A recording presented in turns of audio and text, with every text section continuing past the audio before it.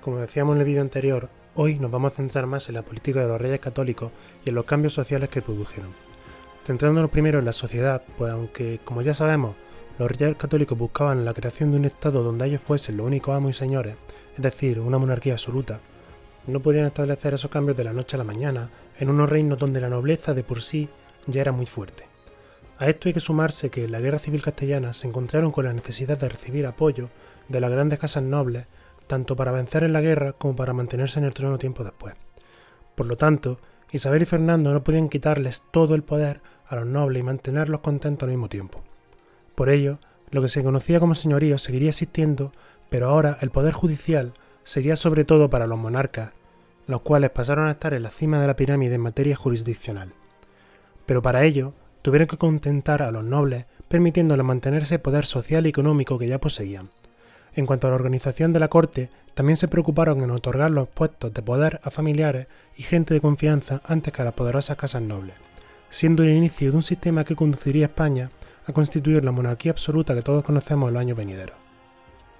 Por suerte, en esta ocasión los cambios no solo afectaron a los poderosos, sino que también el pueblo ya no pudo experimentar una mejoría, al menos sobre el papel, en cuanto a sus condiciones de servidumbre, sobre todo en Aragón, donde la servidumbre y los malos usos señoriales estaban a la orden del día contra la masa campesina, quien además carecía de derechos y estaba a servicio y capricho de su señor. La intervención de Fernando en la guerra de la remensa dentro de su propio reino provocó que los aspectos más retrógrados y conservadores de los malos usos señoriales fueran eliminados con la ya mencionada sentencia arbitral de Guadalupe, la cual prohibió los siguientes malos usos. La remensa, es decir, el pago que tenía que dar un campesino a su señor si el campesino abandonaba la tierra, la intestia o el derecho del señor feudal a quedarse con la tercera parte de los bienes muebles y seres vivos que tuviera el campesinado si moría sin dejar testamento, la cogucia, la cual era el derecho del señor a quedarse con la mitad de los bienes de la mujer de su campesino si ésta cometía adulterio contra su marido, la exorquia, capacidad del señor de quedarse con todos los bienes del campesino si éste moría sin hijos,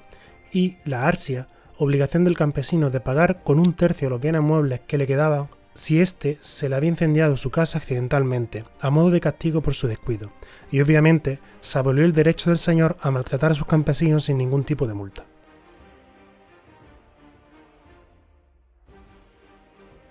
Como dijimos en el vídeo anterior, la paz con Portugal tras la Guerra Civil Castellana supuso que el territorio de acción castellano en el Atlántico y las costas africanas correspondía solamente a las Canarias. El proceso de conquista de las islas que quedaban se convirtió en la antesala y el perfeccionamiento del modelo que Isabel y Fernando emplearían para la conquista del territorio americano. Mientras que las islas que quedaban por conquistar no estaban inhabitadas, en ellas vivían un pueblo que conocemos como los guanches, los cuales, a pesar de estar a finales del siglo XV, tenían un nivel de desarrollo muy similar al de una sociedad en la época del Neolítico. Por lo tanto, se convirtieron en una población a la que conquistar, dominar y evangelizar. Hasta la llegada de los reyes católicos, la conquista y colonización de las Canarias se había llevado a cabo mediante intereses de personas particulares, mientras que los monarcas que aquí estamos estudiando organizaron una empresa diferente, con señoríos particulares bajo la soberanía real en las islas menores y empresas de conquista organizadas por la corona. Además de mandar la conquista de Gran Canaria en 1478 al 83, La Palma del 1492 al 93 y Tenerife de 1494 al 96. Provocando que las islas se convirtieran en el futuro en una zona de partida perfecta para los barcos que irían a la conquista de América tras zarpar de Sevilla. La gran cantidad de peninsulares que se afincaron en Canarias sería sobre todo andaluces, además de mercaderes genoveses que buscaban la oportunidad del comercio.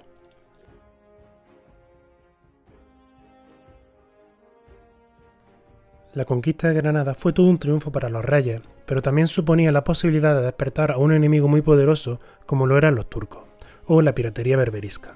que podían buscar venganza contra Isabel y Fernando, ya fuera mediante la invasión a gran escala o el acoso a costas mediterráneas que ocupaban tanto Castilla como Aragón. Por ello se buscó la ocupación de lugares estratégicos entre 1497 y 1510, llegando a ocupar zonas de importancia como Melilla, Orán, Bujía y Trípoli.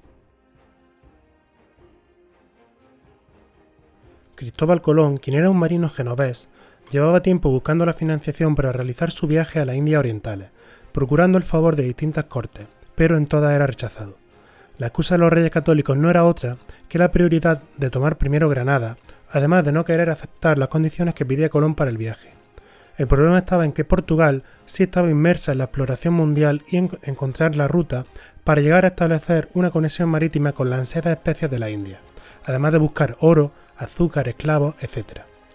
La aceptación de los reyes vino sobre todo porque Vasco de Gama estaba a punto de establecer una ruta marítima con la India mediante la navegación de cabotaje por el continente africano. De modo que Isabel y Fernando solo tenían dos opciones: negociar con Cristóbal Colón o dejar pasar la oportunidad y que otro reino se les adelantase, por lo que optaron por lo primero, firmando las capitulaciones de Santa Fe, mediante las cuales Colón sería almirante y virrey de las tierras descubiertas de forma hereditaria, gobernador de los territorios descubiertos y una décima parte de los beneficios que se obtuvieran. Sin embargo, el contrato firmado exigía llegar a las tierras de las especias, es decir, a China o la India.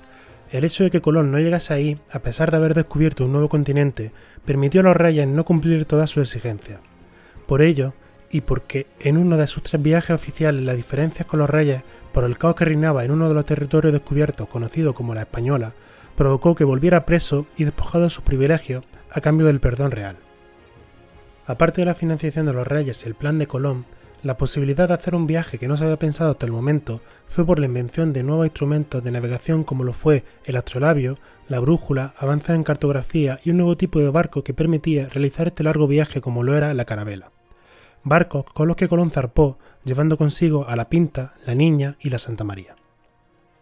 El descubrimiento provocó una nueva crisis diplomática con Portugal, pues según el Tratado de Alcasovas, obtenido tras la paz por la Guerra Civil Castellana, los reyes habían obtenido el dominio de Canarias mientras que Portugal se adjudicaba el dominio de las costas africanas al sur de las mismas, y todas las tierras que se descubrieran bajo los términos de este tratado.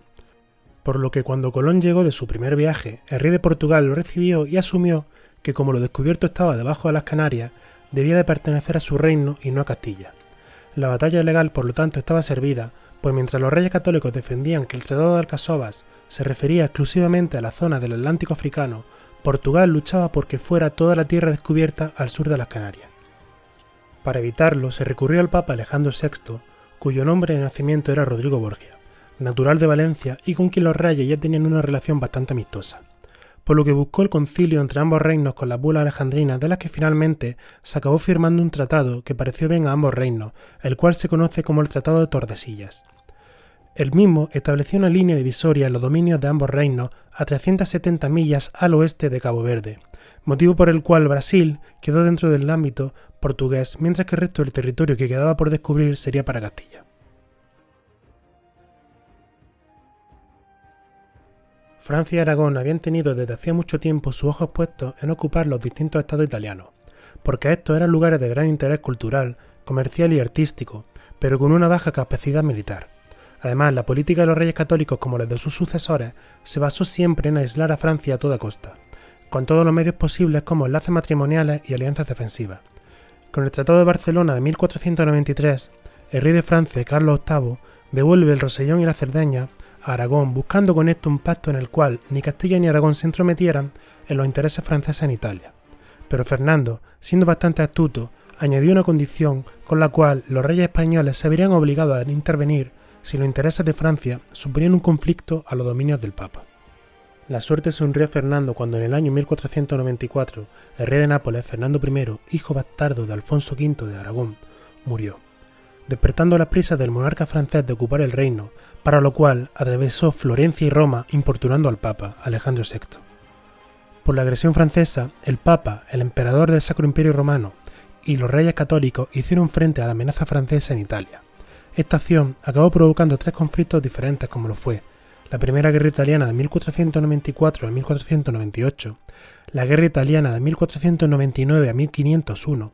y la Guerra de Nápoles de 1501 a 1504. Lo que podemos destacar de los 3 conflictos será que, a pesar de que Francia tenía un mejor ejército y era el favorito para ganar la contienda, el gran capitán Gonzalo Fernández de Córdoba, gracias a su experiencia en la Guerra de Granada y el empleo de tácticas nuevas de combate que desembocó en la creación de los conocidos tercios españoles, ayudaron a contrarrestar el poder de la caballería pesada francesa, abriendo fuego con los arcabuces, lo cual mataba a los jinetes o a los caballos y el ruido del disparo hacía huir a los animales que sobreviviesen.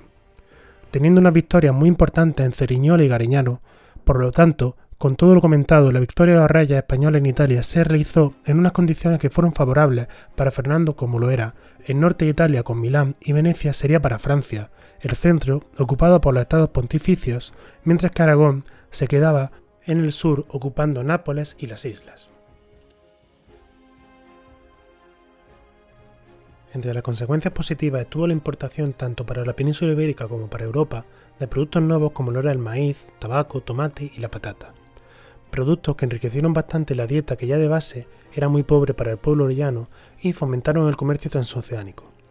Por otro lado, una de las consecuencias que favoreció a unos pero perjudicó a otros fue la llegada de metales preciosos como oro y plata, pero en mucha mayor medida de plata, provocando con el mismo que se acuñara mucha moneda y aumentase la circulación de dinero. Sin embargo, Castilla pagaba con esa plata muchísimo de los productos que compraba a otros reinos extranjeros, provocando que la plata tal como venía se iba. Pero los precios de los productos en Castilla se inflaron muchísimo ante la llegada de metales preciosos, provocando lo que hoy conocemos como inflación en los precios. Precios que se quedaban inflados pero sin gente que tuviera dinero suficiente para pagarlos. Para hablar de la población, se produjo una fuerte migración de castellanos a las nuevas tierras buscando nuevas oportunidades para ellos y su familia, desde la etapa de la conquista, donde sobre todo fueron hombres, hasta la etapa del asentamiento de la población, donde ya se buscaba vivir del comercio, agricultura, ganadería, momento en el cual llevan familias completas. La población americana, por su lado, fue la que más cambios negativos sufrió al ver cómo el mundo que conocían llegaba a su fin. Desde la caída de los grandes imperios como el azteca o el inca, la increíble pérdida de población, sobre todo por la llegada de enfermedades contra las que no estaban inmunizados, y la desestructuración de la sociedad, cultura y religión indígena. Ante los cambios tan radicales tuvieron que adaptarse a la nueva realidad y evolucionar dentro de la política castellana. Europa, por su lado, experimentó una revitalización del comercio, nutriéndose de los productos ya mencionados que venían de América. Pero sobre todo dos cambios importantes como lo fue el desarrollo de la burguesía, que al enriquecerse con el comercio comenzó a desplazar ahora a la antigua clase dominante de la nobleza. También, en el campo científico, provocó que se empezase a investigar y estudiar más materias como geografía, cartografía y navegación, produciendo muchísimos avances y llevando al mundo a lo que hoy se conoce como la Edad Moderna.